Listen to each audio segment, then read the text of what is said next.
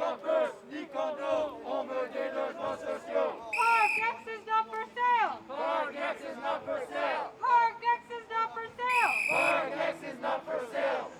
Monsieur Legault ne nous tourne pas le dos. Nous avons besoin de nos logements comme le gouvernement nous a promis. Locataires en colère. Locataires solidaires. Locataires en colère, locataires solidaires. Locataires en colère. Locataires solidaires. Locataires en colère, locataires solidaires.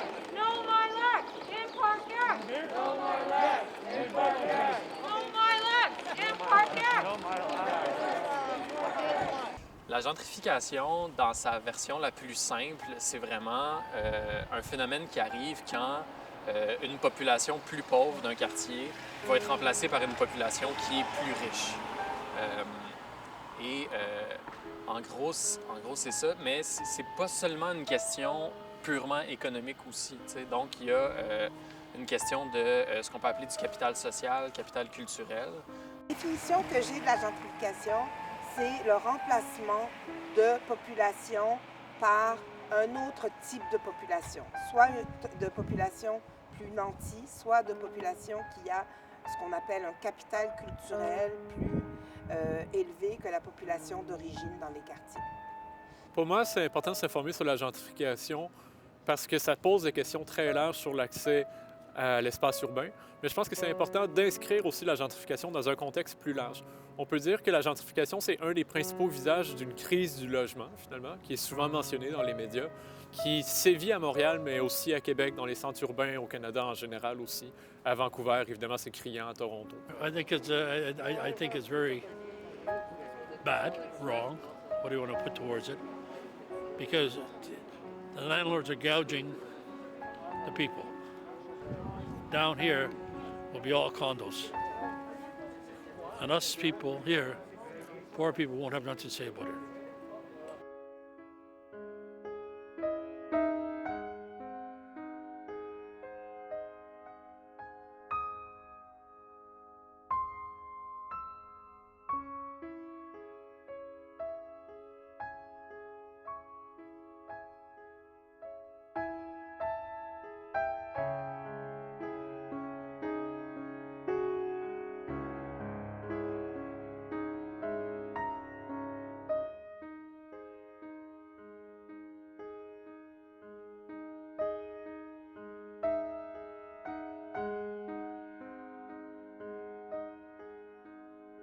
La différence entre la revitalisation puis la gentrification, ça va souvent être la différence de qui en parle, en fait. Si on est pour la gentrification, on va appeler ça de la revitalisation.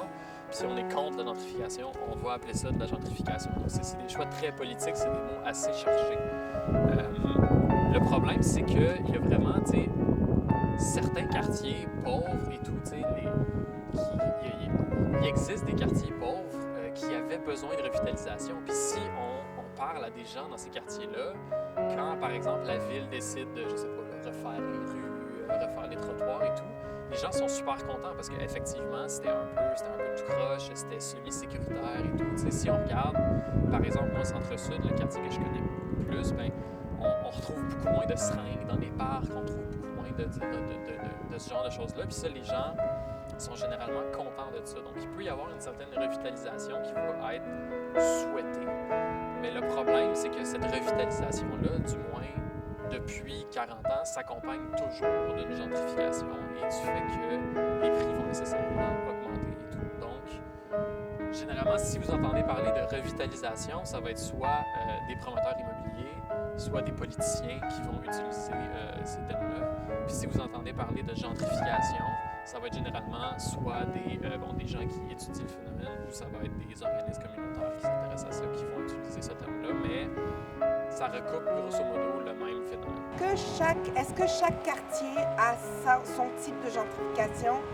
Il y a plusieurs types de gentrification parce que la gentrification, par exemple, d'un quartier comme Saint-Henri n'est pas la gentrification du Myland parce que ce ne sont pas les mêmes. Oui, ce sont les mêmes populations qui les convoient, mais ce n'est pas la même utilisation du quartier, ce n'est pas la même histoire du quartier, ce n'est pas non plus le même bâti.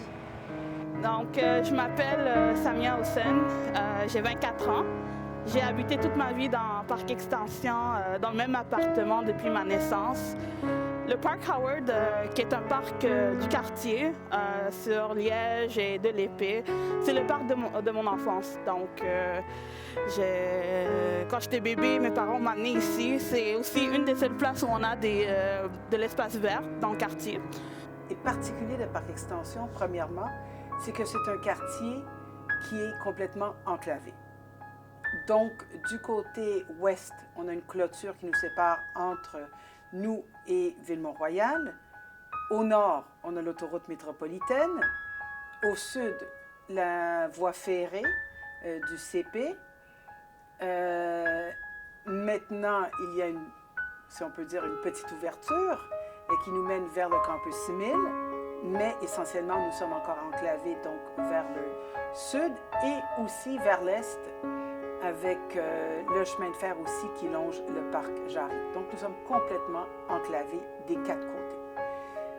D'ailleurs, dans le parc Extension, ça a été déjà dit qu'il fait, pendant l'été, plus chaud que, mettons, dans la ville de Mont-Royal, qui est avoisinant. Donc, c'est une des seules places où on a de la verdure. Depuis ma naissance, depuis que je suis enfant, je viens ici avec mes parents. Là, évidemment, je suis plus grande, mais je viens ici prendre des marches. Et mes cousins habitent en fait juste à 2-3 pas d'ici. Et c'est avec eux que je viens m'amuser. Puis, en plus, dans 1 an, il va y avoir des modifications dans le parc. Donc, qu'est-ce que ça veut dire? Évidemment, c'est les politiciens qui décident ça. Est-ce qu'il y aura moins de verdure? Est-ce qu'il y aura moins d'aires de jeu?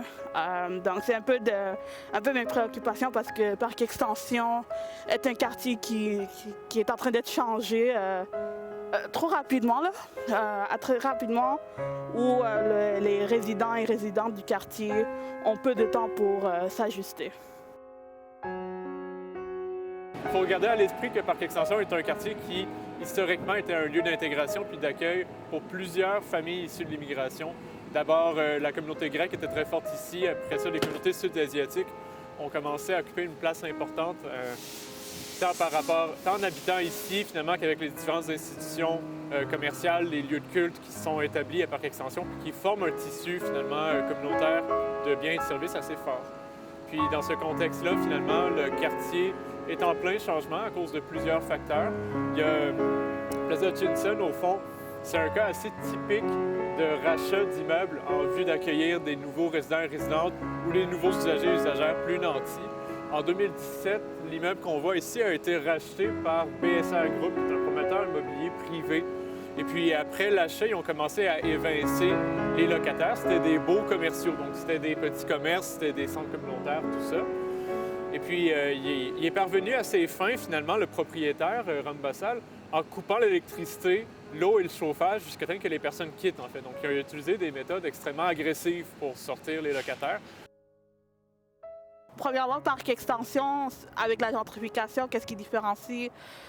C'est les personnes qui sont affectées par ces changements-là. Parce que Parc Extension, c'est un quartier d'intégration initialement. Donc, beaucoup de personnes issues de l'immigration vont s'installer ici parce que au début, quand j'étais jeune, on disait que les loyers étaient abordables. Et tantôt, je parlais des communautés qui existent déjà. Donc, l'accueil, les services communautaires sont tous là. Là, évidemment, avec l'arrivée des familles qui s'installent ici parce qu'il y a une découverte que Parc Extension, c'est le prochain quartier à être moderne. Ça a l'air qu'il n'y a aucun acteur politique qui peut agir directement pour faire ça. Puis, ils disent, bon, les conséquences, c'est adaptez-vous. C'est que... C'est décevant parce que moi, personnellement, on veut rester dans le quartier, mais on ne trouve pas d'appartement abordable. On était aussi dans ma jeunesse, quand mes parents faisaient du travail à salaire minimum. On était dans une liste d'attente avec des centaines de familles pour du logement social. Ils ont fait la demande peut-être quand j'avais 4-5 ans. Quand j'avais 18 ans, on reçoit un appel de l'OMHM et on s'est fait dire il y a un logement disponible à Anjou. Mais la vie change. J'avais 5 ans, à 18 ans, 13 ans après, la vie change. On est capable de se payer un loyer. On s'est dit, ben, Anjou, c'est vraiment loin, c'est loin de nos ressources. On a dit non, mais...